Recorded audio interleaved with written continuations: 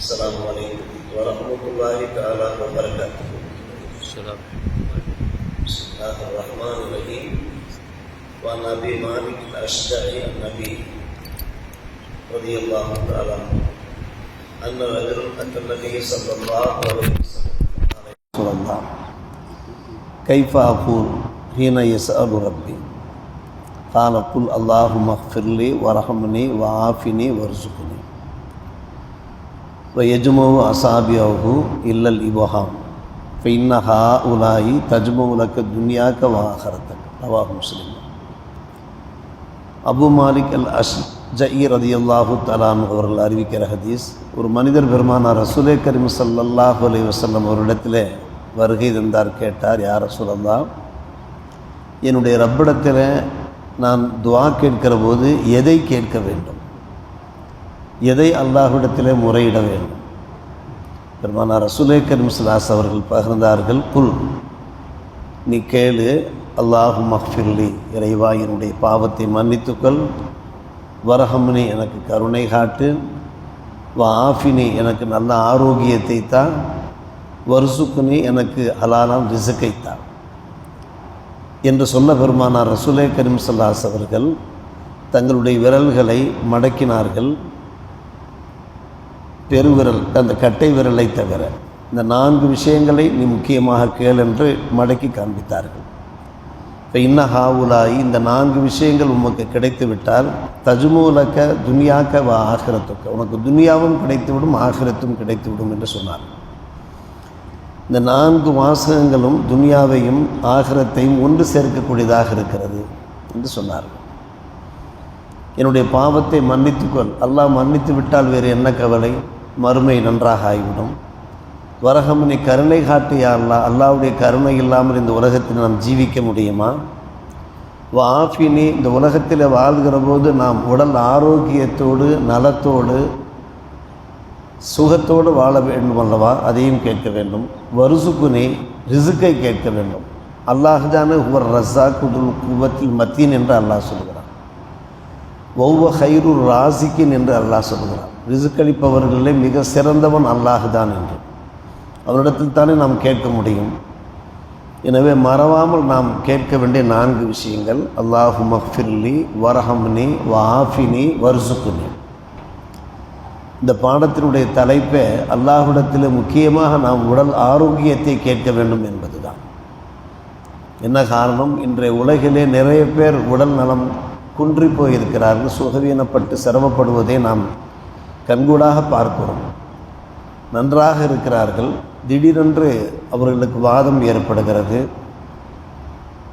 கன்னத்திலே ஒரு வாதம் ஏற்படுகிறது,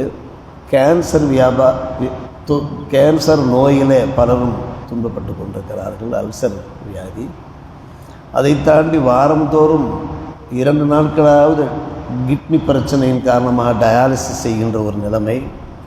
இது அல்லாமல் எத்தனை வகையான புது புது வியாதிகள் வந்தவாறு இருக்கின்றன. மருத்துவமனைகளுக்கு நாம் சென்றோம் என்றால்தான் அல்லாஹ் நம்மை எந்தளவுக்கு உடல் நலத்தோடு வாழ வைத்து கொண்டிருக்கிறான் என்பதை நாம் புரிந்து கொள்ள முடியும்.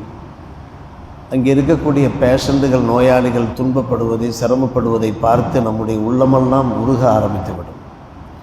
அப்படியானால் நாம் அல்லாஹ்விடத்தில் முக்கியமாக கேட்க வேண்டிய ஒரு துஆ ஆஃபியத், உடல் நலத்தை கேட்டுக்கொண்டே இருக்க வேண்டும். கேட்க கேட்க அல்லாஹ் நமக்கு உடல் நலத்தை தருவான். ஒரு சிலருக்கு சில சிரமங்கள் இருக்கின்றன. முட்டுக்கள் தேய்மானம் என்று சொல்வார்கள், வேகமாக நடக்க முடியவில்லை என்று சொல்வார்கள். இதற்கும் கூட பெருமானார் ரசூலே கரீம் ஸல்லல்லாஹு அலைஹி வஸல்லம் சில துஆக்களை கற்றுக் கொடுத்திருக்கிறார்கள். அல்லாஹும்ம இன்னி அஊது பி ரப்பில் இஸ்ஸத்தி மின் ஷர்ரி மா அஜிது வ மின் ஷர்ரி மா உஹாதிர். ரப்புல் இஸ்ஸத்தாகிய அல்லாஹ்வே, உன்னை கொண்டு நான் பாதுகாப்பு வேண்டுகிறேன். எந்த ஒரு நோயில் நான் பாதிக்கப்பட்டிருக்கிறேனோ அதனுடைய தீமையிலிருந்து நான் பாதுகாப்பு வேண்டுகிறேன் என்கிற துஆவை கற்றுக் கொடுத்திருக்கிறார். அந்த துஆவை ஓதி நம்முடைய கால்களில், நம்முடைய உடம்பில் தடவி கொண்டோம் என்றால் அல்லாஹ் நல்ல சுகத்தை கொடுப்பான். அதே போன்று ஒரு சஹாபிக்கு பெருமானார் ரசூலே கரீம் ஸல்லல்லாஹு அலைஹி வஸல்லம் கற்றுக் கொடுத்தார்கள், ஹஸ்பி அல்லாஹு நேமல் வக்கீல். 7 முறையாவது ஓதி ஹஸ்பி அல்லாஹு நேமல் வக்கீல் என்கிற அந்த அருமையான திருவாசகத்தை 7 முறையாவது ஓதி உடம்பில் எங்கு வலி ஏற்படுகிறதோ அங்கு நாம் தடவி கொண்டோம் என்றால், கையில் ஊதி தடவி கொண்டோம் என்றால் அந்த வலி கொஞ்சம் கொஞ்சமாக குறைந்துவிடும், சுகமாக ஆகிவிடும் என்றும் நாம் ஹதீஸ் கிதாபுகளிலே பார்க்கிறோம். மொத்தத்தில் உடல் ஆரோக்கியத்திற்கு தேவையான வழிகாட்டுதல்களை நம்முடைய மார்க்கம் வழங்கியிருக்கிறது. நாம் உண்ணுகின்ற உணவில் ஜாக்கிரதை வேண்டும், கட்டுப்பாடு வேண்டும். அதே போல் நம்முடைய உடலுக்கு நல்ல பயிற்சிகள் கொடுத்து கொண்டே இருக்க வேண்டும்.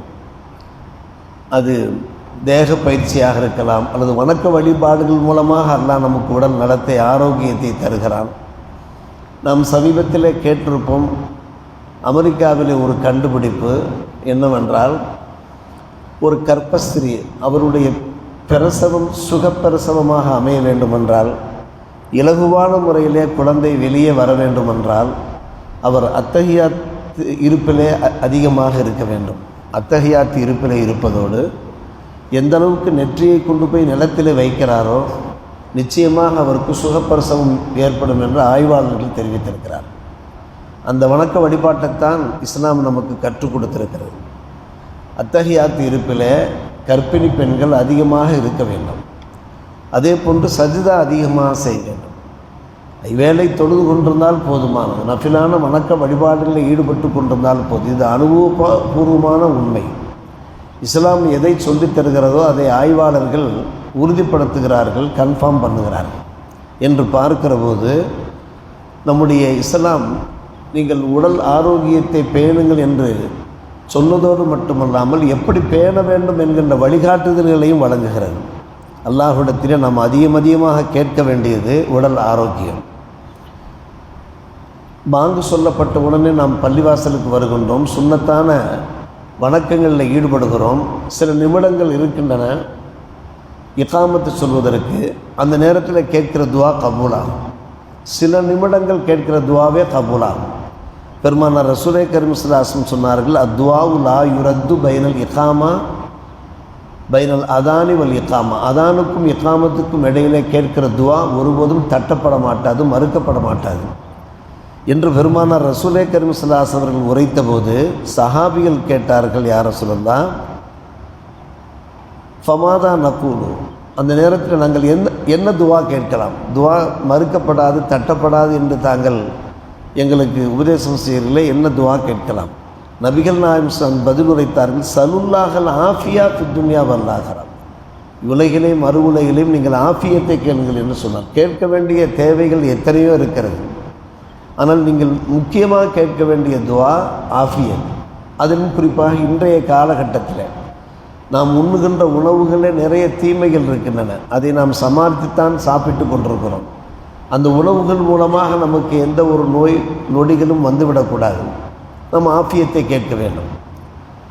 இது போன்ற பல்வேறுபட்ட ஹதீஸுகள் அன்பான பெருமக்களை இப்னு உமர் ரலியல்லாஹு அன்ஹு அவர்கள் அறிவிக்கிற ஹதீஸ், பெருமானார் ரசூல் சொன்னார்கள், மா சுஇலல்லாஹு ஷையன் அஹப்ப இலைஹி மினல் ஆஃபியா, அல்லாஹ்விடத்தில் கேட்கப்படக்கூடிய கோரிக்கைகளிலேயே ஒரு சிறந்த கோரிக்கை உடல் ஆரோக்கியத்தை கேட்பது தான் என்று சொன்னார். என்னென்னவோ நாம் கேட்கிறோம், யா அல்லாஹ் எனக்கு வீட்டைத்தா, வாசலைத்தா, பொருளாதாரத்தை தா என்றெல்லாம் நாம் கேட்கிறோம். கண்ணியத்தை தா, கௌரவத்தை தா, என்னுடைய ரிஸ்கை விசாலத்தை தா, எனக்கு நல்ல வாகனத்தை தா என்றெல்லாம் நாம் கேட்கிறோம். கேட்கின்ற உரிமைகள் நமக்கு இருக்கிறது, அல்லாஹ்விடத்தில் தான் கேட்டு பெற வேண்டும். இத்தனை கோரிக்கைகளுக்கு மத்தியில் நாம் முக்கியமான முறையில் கேட்க வேண்டிய கோரிக்கை ஆஃபியத். எல்லாம் இருந்து உடல் ஆரோக்கியம் இல்லாவிட்டால் என்ன செய்வது?